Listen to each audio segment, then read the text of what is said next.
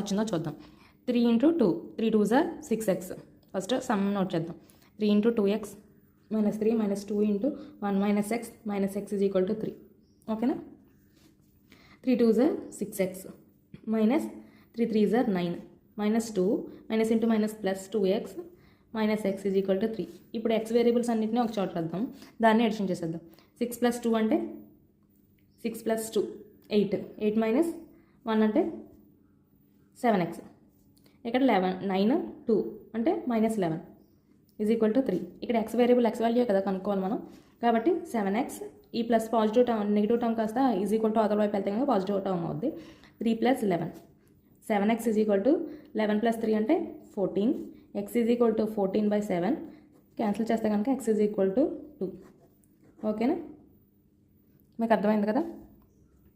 ఈ సమ్ చూడండి అమ్మ ఒకసారి. ఇందాక సమ్ అయితే ఓన్లీ నార్మల్ నెంబర్స్ వేరియబుల్స్ ఉన్నాయి కాబట్టి చేయగలిగాం. ఇక్కడ వచ్చేసి మనకి ఫ్రాక్షన్ ఫామ్లో ఉంది. 5x/3 plus x minus 1/2 minus 2x is equal to 1. ఇలా ఇచ్చినప్పుడు సమ్స్ మనం ఎలా చేయాలి అంటే, ముందు ఫ్రాక్షన్ ఫామ్లో ఉన్నటికి కూడా ఎల్సిఎం తీసుకోవాలి. ముందు ఈ రెండింటికి చేసామంటే అదే కుదరదు అనమాట, ఎందుకంటే ఇది బ్రాకెట్లో ఉంది. ముందు దీన్ని సింప్లిఫై చేసిన తర్వాత దీంతో కలపాలి, కాబట్టి ముందు దీన్ని సింప్లిఫై చేద్దాం. ఇక్కడ x మైనస్ 1/2 కాబట్టి దీన్ని రెండింటి కింద విడదీసి రాసి మొత్తం అన్నిటికీ కలిపి ఎల్సిఎం కడితే కనుక ఈజీ అవుద్ది. చూద్దాం ఒకసారి ఈ ప్రాసెస్ చూడండి, ఈజీ ప్రాసెస్.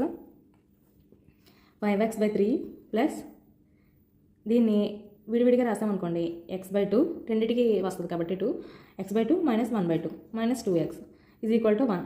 ఇక్కడ మనం చూస్తే కనుక ఈ అన్నిటికీ కలిపి ఎల్సిఎం కట్టాలి. ఎల్సిఎం ఎంత అవుద్దంటే 3, 2, 2 కంటే 6 అవుద్ది ఎల్సిఎం. ఓకేనా?